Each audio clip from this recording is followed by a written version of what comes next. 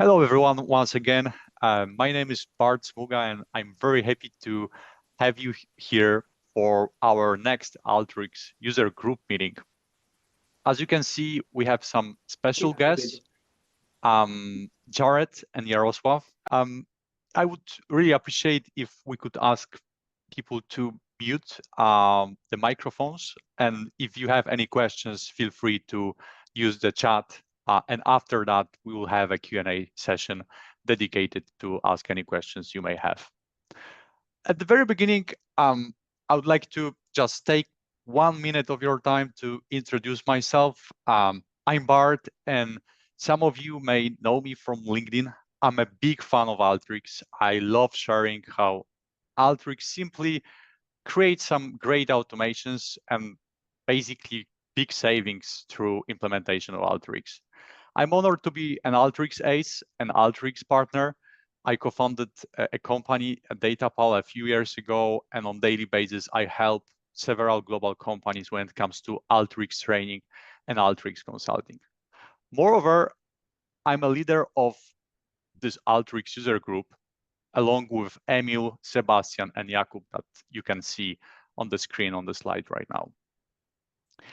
I want to share a few information before we'll start our presentation. Alteryx user group is an initiative that focuses on sharing the knowledge about Alteryx. It is intended to collaborate with each other. We are building a community of Alteryx enthusiasts and Alteryx fans to spread the knowledge, to inspire each other. We started that initiative 3 years ago, and we are doing that on a quarterly basis. On the quarterly meetings, we are meeting each other, we are sharing the knowledge, we are presenting the use cases, real life examples of Alteryx implementation. So far, we have done more than 20 topics and a presentation with Alteryx real life examples, and I will definitely share a list of those later today. But today, we have some special guests that I would like to introduce at the very beginning. The first session will be presented by Jared, Managing Director at BDO. He has a really good background when it comes to FP&A and data science. In the end, Jared will share a few information about his Alteryx journey, especially when it comes to Alteryx digital transformation. Then, in the second half of that meeting, we'll have Jaroslaw. Jaroslaw is working for a Big Four company as a digital accelerator. He will present some real-life use cases when it comes to Alteryx in finance. It will include some examples when it comes to XML files, APIs, invoices, and exchange rates. Right now, I'm pleased to ask Jared if we could see your presentation in action and hear your story about digital transformation. Yeah, absolutely. Thank you so much. And I think it should be, you can see my screen, Bart. All right, I see about that. Well, I'm super excited to be here. Thanks for having me. I'm excited to talk about this topic of digital transformation and all that goes into that, because it's something that's really shaped the last 15 years of my career, and it's something I'm quite passionate about. I think it's not talked about enough, but at least what I've come across in different Alteryx communities is what it goes into having a successful digital transformation within a company. Earlier this year, I was hosted on the Alteryx podcast to talk through this topic, and I was selected because I really focused on what is the human side of digital transformation and not just the technical side of it. So yeah, I wanted to give this presentation not as advice. Each of us are different people at different companies with different jobs, but it's really just food for thought. And hopefully, what I share from my own experience, my own really hard-fought lessons learned, might just give you a point of reflection for your own journey, whether that be with Alteryx or any of technology. Just quick disclaimer, everything I cover here is my own personal opinion from my own experience. does not reflect the beliefs or practices of my past or present employers. This is just really my own personal takeaways from my own experience. So in case y'all already want to run out of my presentation, I figured my first slide up would just be the takeaways. This is my punchline that I hope comes through over the next 20 minutes. So what I found is that digital transformation requires aligning not just the technology, which typically gets all of the focus, but it's also about the strategy and the people, including you and me and everyone involved.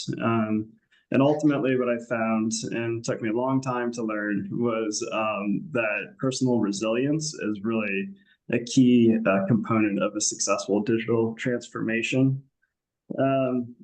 When embarking on digital transformation, I find that the primary focus is really about the technology, it's about the features, it's the tech roadmap, it's tons of demos, and that to me is really the tip of the iceberg. That digital transformation takes place within the context of a company, which includes the company strategy and the people within the company. And what I've found from my experience, and we'll come through later in the presentation, is that the technology is the easy part. It's the people that is the hard part. And, I am one of those people that made it harder than it needed to be at times. And so I'm going to share, what I kind of learned along the way. And along the way, what I learned was, personal resilience and sticking through those hard parts that ultimately has led to some successful transformations. All right, so I'm going to give a bit of background on my career, and you'll see how that kind of plays into my lessons learned. So, I kind of unwittingly got into digital transformation. It was not, not my key, goal in my career. It actually came about when I worked at Troutman Pepper, which is a really large law firm in the U.S., and the CFO asked if anyone had ever heard of Tableau.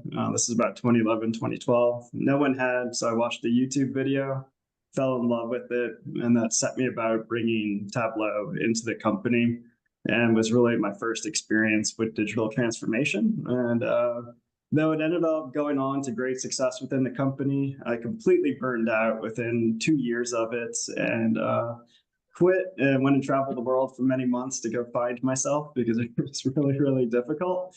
And when I came back to the States, where I found myself was unemployed and freaking out. And so I went and got a job at Randstad, which is the largest public staffing company. You might be familiar since it's out of the Netherlands. I did about 5 years of FP&A, which is purely Excel and VBA, and really rebuilding that team from the ground up. And after 5 years of that, I said there must be more to the world than just Excel. And so I created a data science department within finance, which is when I came across Alteryx. I brought myself and my mentor brought in 6 or 8 different technologies: Data Robot, Tableau, Snowflake, and Alteryx. And we did it not just for our new department, but throughout the US. And so that was 3 years of lessons learned, especially because I was very hard charging, very impatient, and really trying to blaze a trail. But looking back on it, really left a lot of the company behind, because I was wanting the company to keep up with me rather than me slowing down and kind of walking with the company through the change processes. So after a couple of years of learning that lesson, I went on to BDO, which is the 5th largest accounting firm in the world. And I was able to put into place the lessons. It took me about 10 years to learn. I joined BDO, outsourcing finance and accounting department, in a new role, originally as director of analytics and innovation. I was hired to have an outside view to understand what the department should be focused on as far as their technology and building out advisory services. And seeing so many recurring Excel processes within the department on client engagements, I realized that Alteryx would be really helpful in streamlining that work. So over the last, been there just about 2 years, brought Alteryx into the department. It was already part of the company, but brought into the department, did all that internal selling, got all those wins, and ultimately started a center of excellence and trained up 12 people. And we've done about 150, it's probably now closer to 170 projects over the past year and a half it's been around. And we actually have the second highest usage in the US is in our department. And, it's really brought to fruition those lessons I've learned over the past couple of companies. So let's get into what it took to build out that center of excellence. So we're going to start with just the practical challenges and what I learned from those. The first one I want to give a shout out to, just super tiny, but you'll see it throughout the presentation. I ultimately named the Center of Excellence and the 12 volunteers that were part of it, the Alteryx All-Stars. If you do start a Center of Excellence, you are going to refer to that COE endless times as you sell it and talk about it. So having a name that kind of sticks in people's minds, it's a little bit of branding and ultimately an aspiration for all of us to live up to being all-star. So if you see that, it's referring to the COE. But to start from the beginning, what I realized I had to do, and I think most people doing digital transformation need to focus on, is building trust.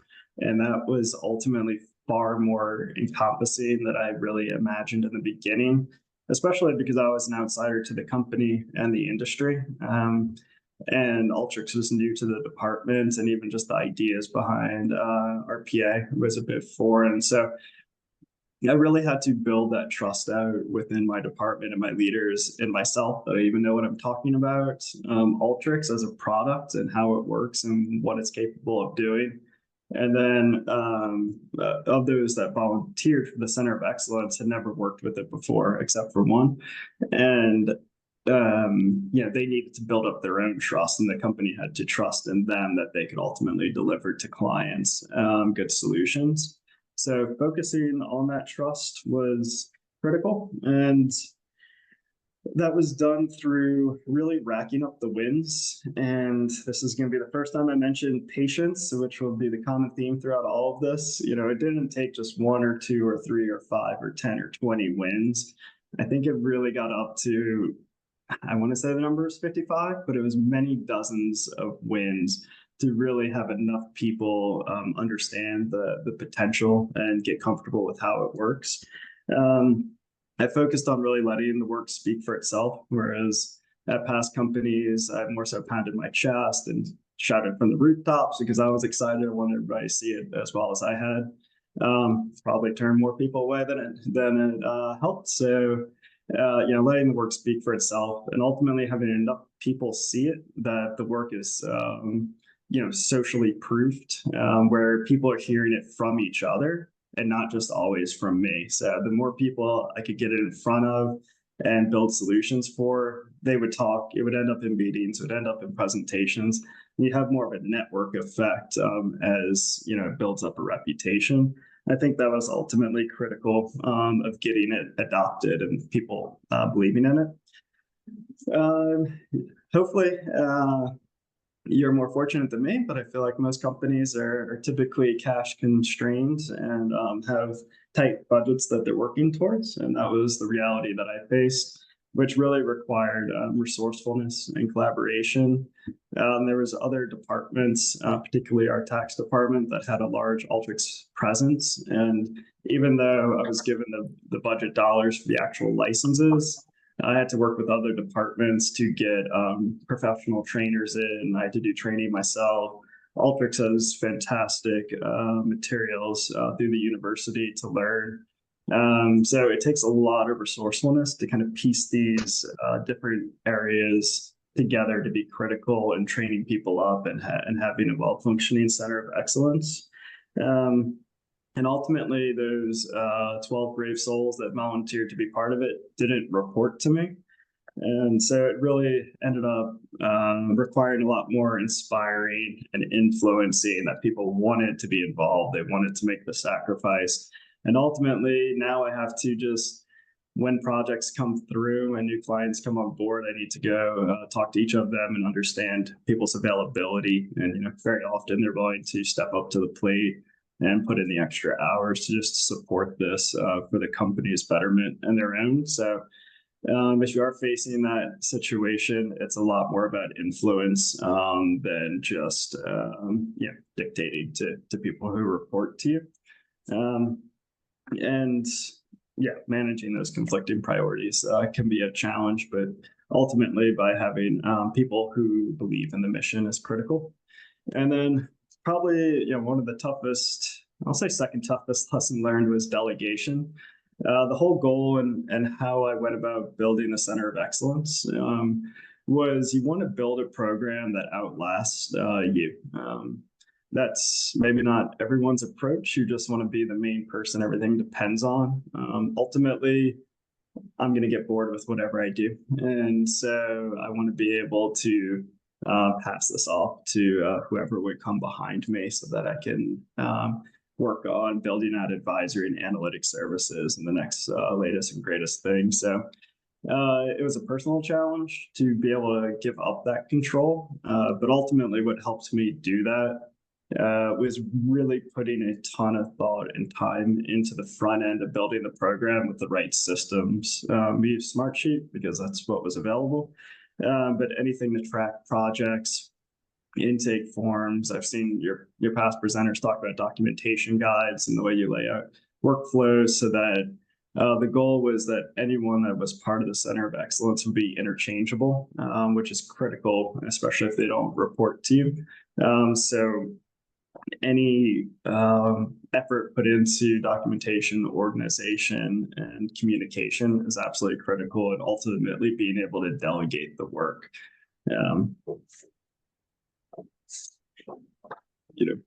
So switching to the other side of the coin, the personal challenges. The first one up was the patience required. This is what I struggled with the most in my career, and honestly, personally, and as being patient. And so I went into BDO having reflected on the last 10 plus years of my career and realizing that that was an area to grow in. Honestly, this all took more patience than I ever knew I had the capacity for. But I reframed that as any opportunity to be patient was an opportunity to learn how to be patient, and learning how to be a more patient person was going to help me in this current role in this Center of Excellence, but also throughout my career. So there was a lot of conscious effort to reframe any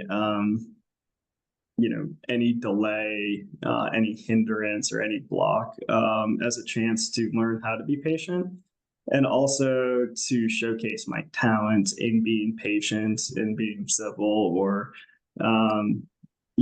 able to work with other people and solve problems. So I actually look forward to the problems that arise, because that was just a chance for me to showcase how I'm able to overcome those problems. So just reframing these things.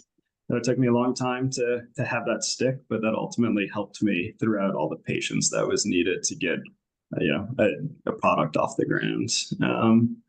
The switching over to do not own the outcome. This was literally the hardest one I had to learn.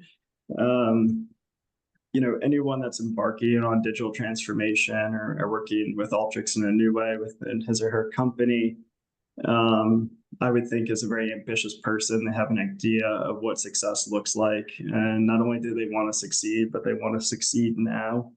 And on top of that, your company is going to be looking for you to provide a return on investment, and you're going to have metrics and goals, and that might even be communicated publicly. And so there's a lot of pressure on what that outcome is, but it's hard. But ultimately, knowing what's within your control and not within your control is critical to staying sane. And ultimately, the only thing in my control was myself. And so rather than in the past, me trying to control the outcome of every meeting and every decision and each email and each slide, it was really about what can I be doing to just make an incremental impact on this, and then trying to just enjoy being in the middle of that journey.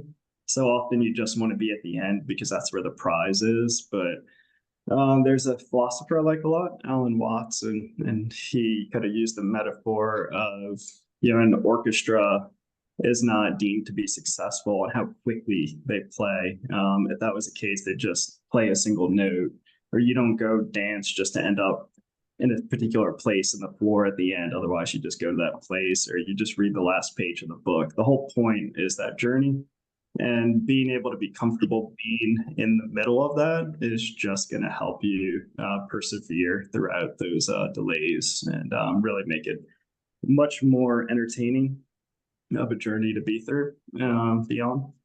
And the other thing I really had to learn was perspective. Up until kind of BDO, when I was still maturing throughout this, I just took every email and every slide and every person's opinion as a hill to die on, the most critical points, and that it could all fall apart if I just don't get this one thing right. And so every little detail became kind of life and death. And looking back on that, that just exhausted me, burned me out, was probably counterproductive throughout it, and it just wasn't true or accurate. I found that there's no single event, even big bad events are really make or break. It's really a culmination of a ton of events, emails, presentations, conversations, demonstrations, successes that really go together to get you to that outcome. And looking back on the people that I'm sure had me beat red in the face or not sleeping at night or causing me so much stress or panic, I literally don't remember their name anymore. So I finally had to realize that I've been working for 15 years and I probably have another 40 years ahead of me whenever I'll be able to retire. And that careers are long and my memory is short. And that really gave me a much longer view than just what's happening this hour, just this meeting.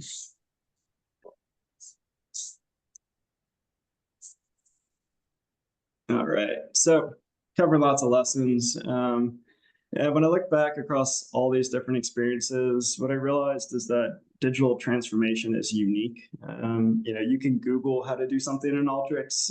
Now ChatGPT just tells you how to do everything anyway. You can Google math or coding, but you can't Google how do I digitally transform my company? How do I convince my boss or this person at my company? Each one of these scenarios is completely unique. Even to one day to the next might even be different within your own role, and people's opinions change and circumstances change. So I tried to just take an approach of curiosity, and I tried to think more in terms of experiments. I would try different approaches, try different tones in my email, different types of slides. Sometimes I'd be more pushy. Sometimes I'd be, quite laid back. And I tried to, approach it more as a scientist running experiments, and I'd try something new or different and then see, did that get me a little bit closer? Were people a bit more convinced? Did I get an extra step down the road? And that ultimately made this a much more fun experience than just an anxiety-ridden journey. And so I tried to see it more as just like a movie or book is there to entertain and help you grow. That's what this is to me. And ultimately, this is all very hard, so go easy on yourself. Just checking my time. So, anyone on this call that's wanting to do digital transformation, you're probably an idealist by definition, because you see what a better future would look like. Very exciting, but also a very hard place to live in, because you're ultimately living in the current, and there's an operational reality to that. And trying to understand that duality of I'm here now, but better, is down the line, and I want to get there. The way that I work through this, which may not work for everyone, is that I celebrated every little thing. Any email sent, person convinced, an extra win, or I heard through the grapevine somebody saying something good. I really tried to embrace that, and that sustained me, rather than just only waiting to the end to ever feel good, because there is no end. You keep going, you keep transforming, and things change. I'm going to speed up. So focusing on solving stakeholder problems, before in past companies, I really focused on my ego, that I wanted to get out of it. Ultimately, I just tried to take every project to the extreme and do the most incredible job and learn the most. And that ultimately wore me out, and then probably just frustrated my stakeholders. I remember working throughout one vacation at 5 a.m. every day, and I gave them something amazing, and they came back and said, "Can it just be a bar chart?" was their answer, and I did the bar chart in 3 minutes, and I never heard from them again. So save yourself a lot of trouble by solving the problem and then going above and beyond after. And then just because you're ready for the change and you see the future and you want to race towards it doesn't mean that everyone else and the company is ready for that change and sees that future too. So understanding the operational readiness and the willingness to change is definitely critical, and being able to communicate that, because ultimately when you're trying to transform is within the context of the company and other people's roles. Yeah, just one more. So to avoid burnout, I'd recommend knowing your why and maybe writing it down, because you'll have to go back to very often, why did I ever start doing this? Why did I get myself into this mess? Why did I create all this work for myself? For me, it's congruent with who I am. I'm a generalist and I get bored easily, and I like to have new challenges. So definitely recommend understanding, what motivates you and being able to go back to why you made the choice. Also, I've always liked to teach and help people throughout my career. If I can offer them something that makes their job a little bit easier or gets them out the door on time or have a little bit less stress, that not only improves their workday, but I like to think about, they're getting to their home to their family for dinner on time, or they're able to not be stressed out from their day because I help streamline something they can help their kid with their homework. So I focus on that. Mindfulness is critical. So you can be touching in with yourself of where you're at emotionally. Those emotions I find can burn you out quicker than stress. And so I'm always trying to understand, what kind of micro adjustments do I have to make throughout the day? Take a break, delegate, put in extra hours, do some yoga. Just what are those adjustments I can make within the hour, rather than looking back 6 months later and realizing I'm burned out and I'm beyond that point. And it all comes down to regulating emotions. This is a protracted struggle. It's a marathon that sometimes you just have to outlast those people standing in your way, or the organizational change that's taking longer than you want. You just have to outlast it. So by regulating your emotions through these techniques, it allows you to have the perseverance or the personal resilience to just hang in there until you get to the end. So knowing that time, if anybody wants to take a screenshot, if any of this was meaningful to you, this was kind of the takeaways, and I'll stop there. Thank you, Jared. I really appreciate that you created like a summary slide that we can review. It was really good presentation in the end, and I really loved the challenges that you defined, especially when you refer to budget constraints, delegation, and building the trust. Like, I think you really good presented the constraints that every person that would like to make the digital transformation happen will face in future. Yeah. And moreover, I loved really your comment that you can Google how to digital transform your company, and ChatGPT indeed won't be able to help with that. So that's a unique suggestion and opinion from your side. You gotta learn it on the job. You just gotta try. Yeah. And maybe I'll just have 3 more minutes right now for Q&A, and then we'll go to the second presentation from Jaroslaw regarding Alteryx in finance. So I'm very happy to encourage everyone to ask questions to Jared regarding the presentation.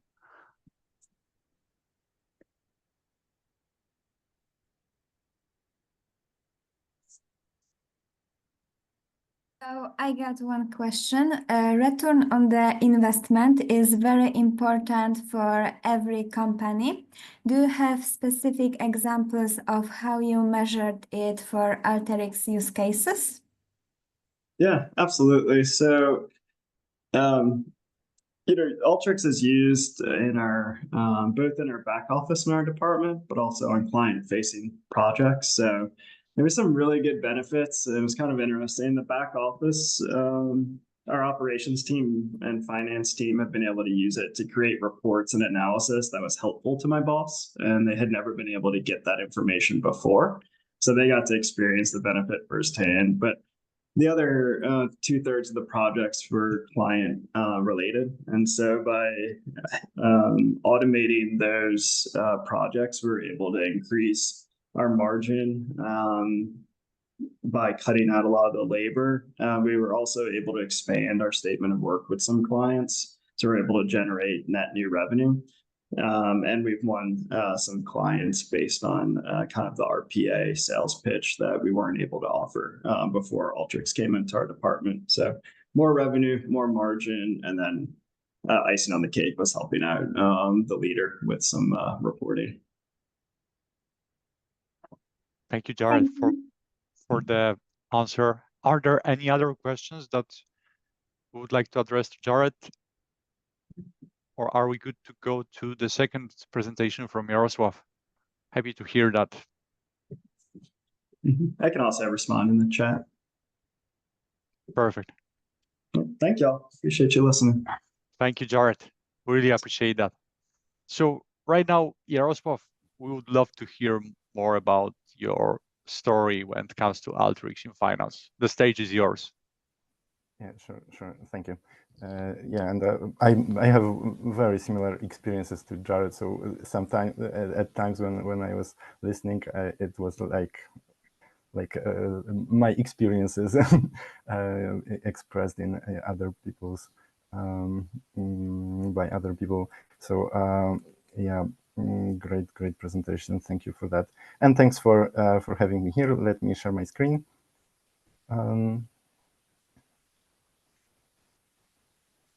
Okay. Yeah. So as Bart said, the topic of my session is more technical than Jared's. It's more focused on the things you can Google, but I guess it may be useful to hear about them in the first place before, just to know what to Google for.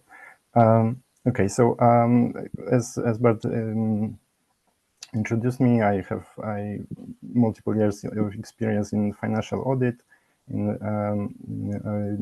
a few departments and roles, and for like 4 years or so, I'm solely focused on digital automation roles. So it takes the most of my work time.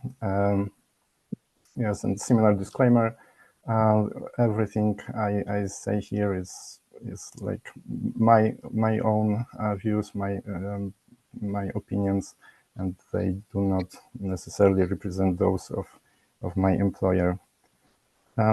Also, if you would like to connect, here are the links to my Alteryx and LinkedIn profiles. Okay, so after this brief introduction, I'd like to go through the basics of the XML concept with some. It will be really brief, and but also apart from the introduction and theory, I'd like to show you some examples. And then the second part of the presentation would be about. Oh, sorry. The second part of the presentation would be about APIs and also some theory and practical examples. Okay, so I'll start with XML. XML stands for Extensible Markup Language, and basically it's a language that's or the way to store and most of all exchange data more easily, and it provides like the structure where you can hold the data and and exchange them with other pieces of software. It's also extensible, which means that it's flexible, so you can add the tags you want, and actually there are no predefined tags, so you modify it as you need. So let's look how it looks like on the example. So here's on the left side, you can see an XML code or content, and what's really characteristic is the tags. So those elements in blue on the screen, and there's also a structure to an XML. Well, maybe about the tags, you have like 2 tags for each element. It's the opening one, and then the closing one with the backslash and the name of the tag that it ends. And if another element is within the element, then it means it's a child of this higher level element. So in this example, we have a data about some cars, and we have the brand, which is Corolla. And as this is the largest element, it's called the root. So it contains all the other elements. So it's like the parent of all the elements inside. And then you have two child elements, 2 model elements, and these are children of the root element, and they are siblings to each other. And this is like the first layer, layer of hierarchy, and then there is a second layer. So every model which is already a child of another element has its own children, and those children, like the year, the engine, horsepower, and so on, these are also siblings to called siblings between each other, and they are also children of the model element. Okay, so basically there is a hierarchy, and it's presented in a way that uses tags and that allows for easy presentation of the relationship between each pieces of information. Okay, so let's try to use Alteryx to parse and to use such an XML example. So our case is that we have the cars data, and what we want to do is to parse it and at the lowest level. Okay, so here's the full XML file. Yeah, we have various levels of the hierarchy. So we have the manufacturers. There are 2 of them in this example. Then each manufacturer has some brands, and each brand has some models, and each model has its own attributes. Yeah, I'm talking. So to parse it in Alteryx, or to extract the data in Alteryx, you would use the XML parsing tool. And before we go to the Alteryx, let me show you a quick site on the Alteryx community page, where you can find the details of how to set up the tool. And if you'd like to learn more about the XML parsing and using Alteryx to do that, then I guess it's the best place to go to and to read it really thoroughly and play with some data. Because in this tool, the way you set it up really matters the most. And if you use different settings, then the outputs of the tool will be totally different. Yeah, so let's dive into Alteryx. As you remember, there were quite a few layers. So there were parents of children, and those children had children, and so on. And practically, to parse it in Alteryx,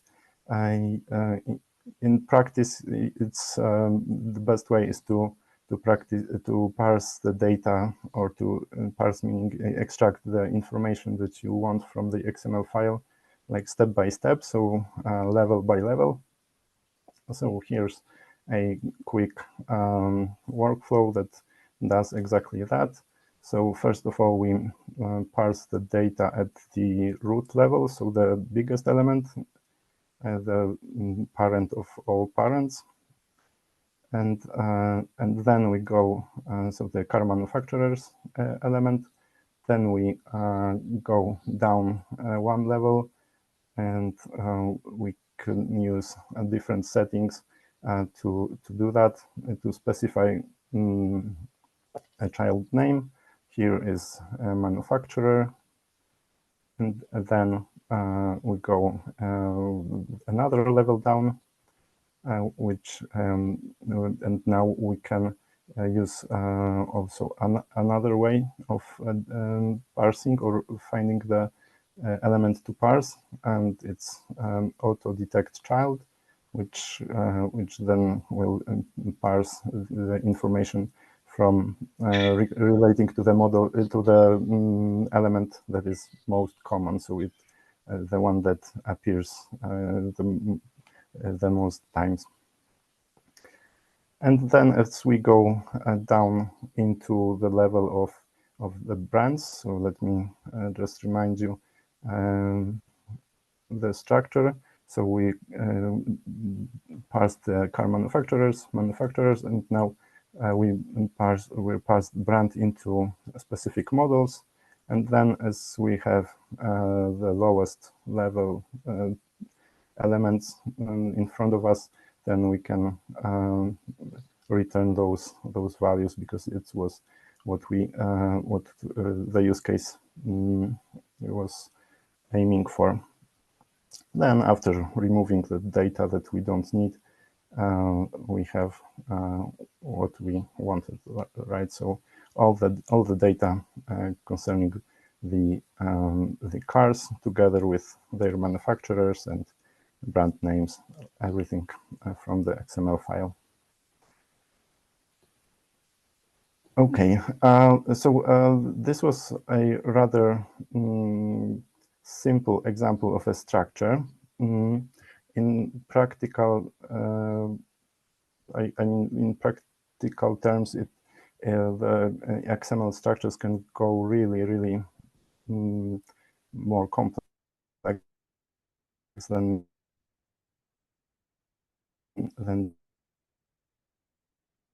this.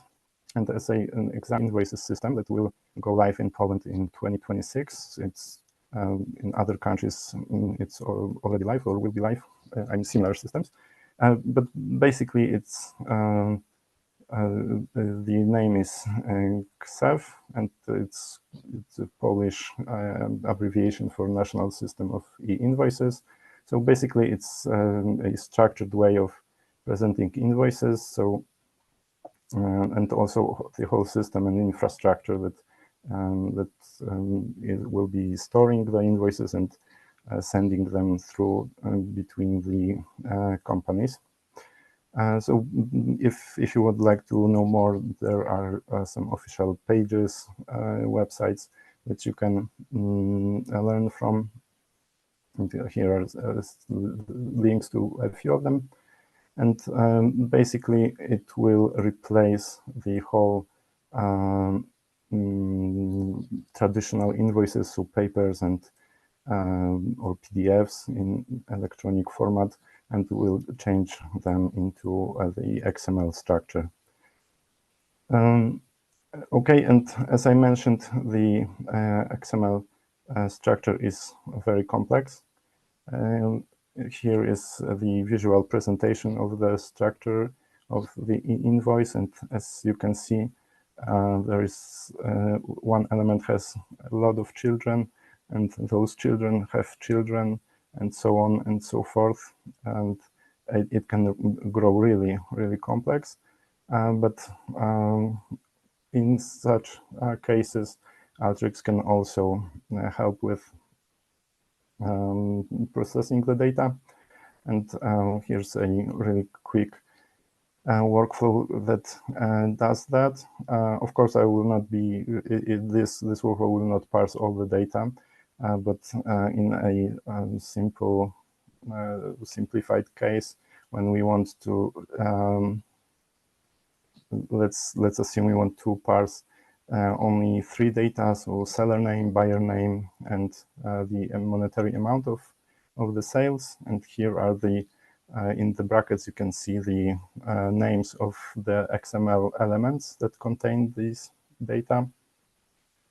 So you can, in Alteryx, you can design the workflow to extract just this data, and here, after parsing those elements and getting rid of the data that is not needed, we can see the extracted pieces of information.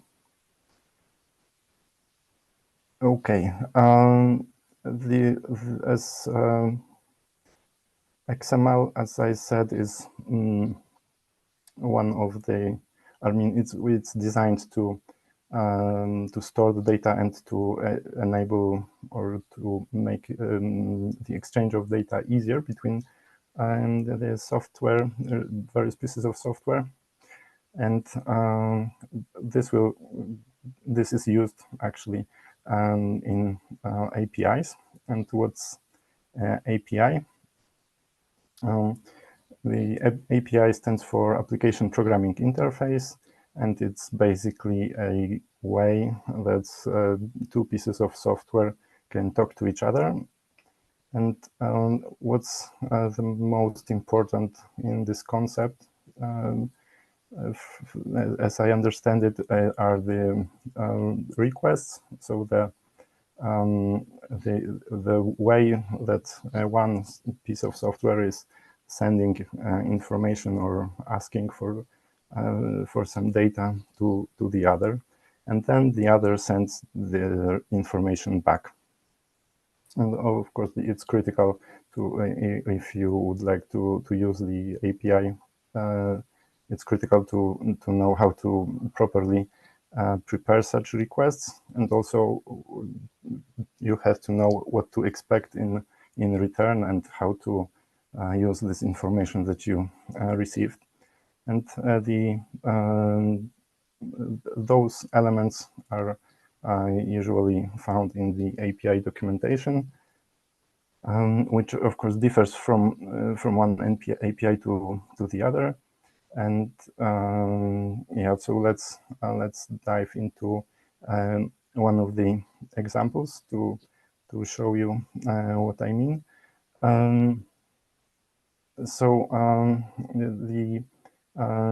There is an API provided by Polish Central Bank, and in Polish it's NBP, and the data that is offered there is, for example, foreign currency exchange rates.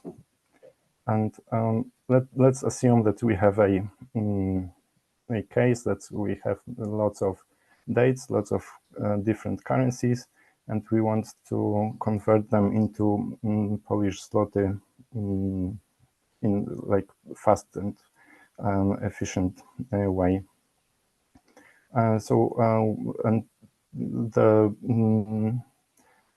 way we can use the API is first of all to start using the API we have to know, as I said, how to construct the message to the server and what to expect in return. So here's the link to the documentation of the API. And basically, there it's a like a manual how to use it. So what we want to focus on is first of all some general information. Then, as we are interested in currency exchange rates, then we would like to know how to construct the query or the message to the server. And then we'll look on what the server can return to us and what happens if anything goes wrong. Of course, I will not go through all the documentation because it's quite lengthy. But what I want to show you is the XML that appears here. So we can choose how the response will look like, whether it will be in XML or other formats, for example, JSON. Then information about the message that we send to the server. All right, so we want to ask for a specific date and a specific currency, right? So we probably have to find the proper URLs or address that will send this request to. And here's the one that's interesting to us. So it's exchange rate of a certain currency published on a certain date. This concept of table for main currencies, it's a table called A. So it doesn't matter much from the API, like a theory perspective, but for the sake of our exercise, it will always be A at a table. And also, we want to know what to expect in return when the server sends us the information back. And it will be the mid element will show the currency exchange rate. And if anything goes wrong, then the error message will be 400 or 404. Okay, so let's go into the Alteryx. So basically, in Alteryx, here's the data set. Here's the exchange rate. I mean, not the exchange rate, but the template of the message, just copied from the API documentation. And what we have to do is to replace those placeholders like table code, currency code, and date with the actual data. So here we do connect those data streams, replace placeholders with the data from the data set, and we have the requests ready, and actually 3 requests for 3 separate dates and 3 currencies. I mean, in this example, it's 1 currency, but it doesn't matter. You can have 3 different or even more. When we have the request ready, then the whole, the majority of the work is to send the information and receive it back, and it's done in one single tool, which is the download tool. Here we have the URL, so the message that we send to the server, and then we set up how we want to receive the information, and we can receive separate files. It depends on the use cases, on the certain APIs that we use, but here we receive a string. And then after processing, getting rid of the data, and getting rid of the unnecessary data, just leaving the ones we really need. We've got the FX rate downloaded and parsed and joined with the original data set. And yeah, just a quick mention that, for example, in Polish accounting laws, rules, you have to download the FX rate for the date before the invoice date. So you can also do that by using, for example, another query and downloading the date for a certain range of times from start date to end date, and then through parsing and processing the data, you can assign this date previously published exchange rate to the data, to a certain invoice. Okay, that's basically it about the APIs. If you have any questions about any of the topics, then feel free to ask. Thank you, Jaroslaw, for the presentation, and I really appreciate that, especially the real-life examples, like you referred to this XEF national system of invoices, which will be mandatory. I think it can be similar for other countries, and some of you may those materials to be applied for other standards in other countries. So thank you very much, Jaroslaw. And as you mentioned, if anyone have any questions, please feel free to ask right now.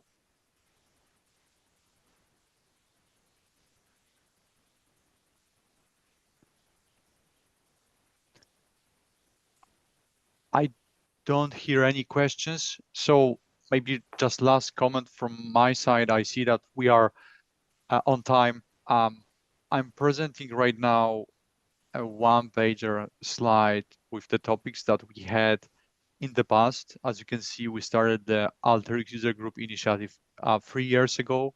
There is plenty of topics like we had earlier today.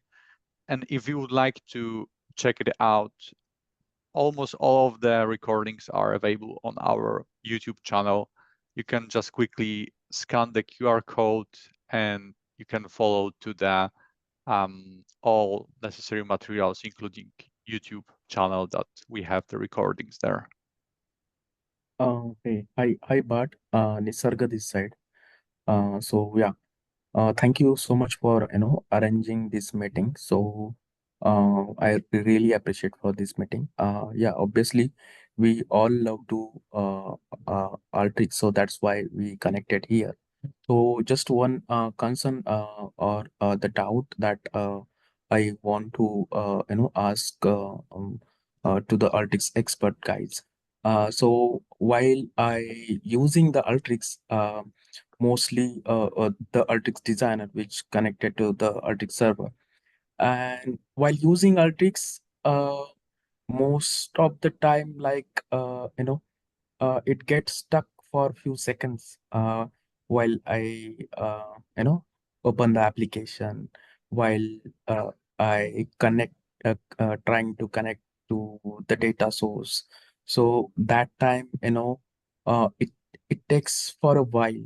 So do you have any additional tips for this?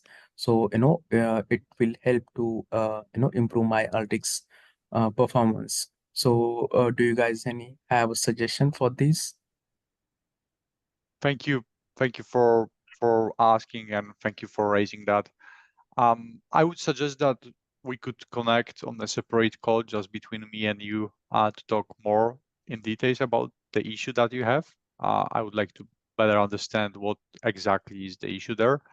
And right now, if you have any questions related to the presentation from Jaroslaw or Jared, feel free to ask the question.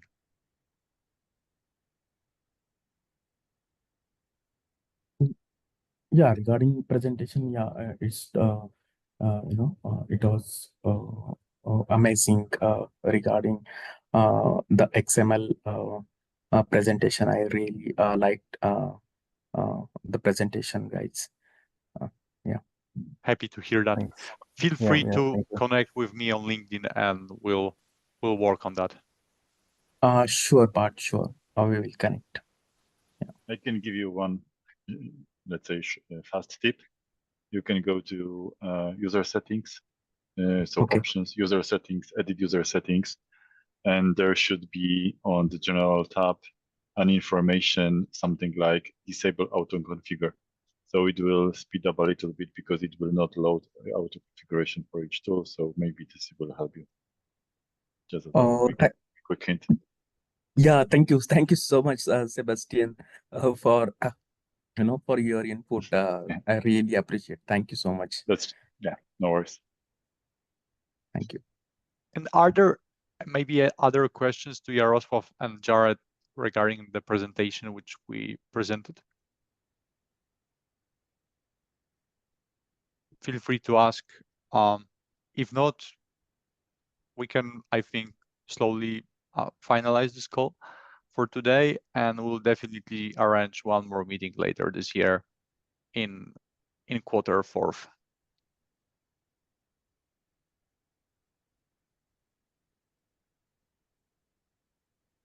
Thank you. Yeah, Thank you very thanks much. for listening, and thanks for all those that Thank you. connected with me on LinkedIn. And yeah, if anybody has any follow-ups, let me know. Reach out anytime. It was a pleasure. Thank you very much, and let's stay in touch. Have a great day. See Okay. you.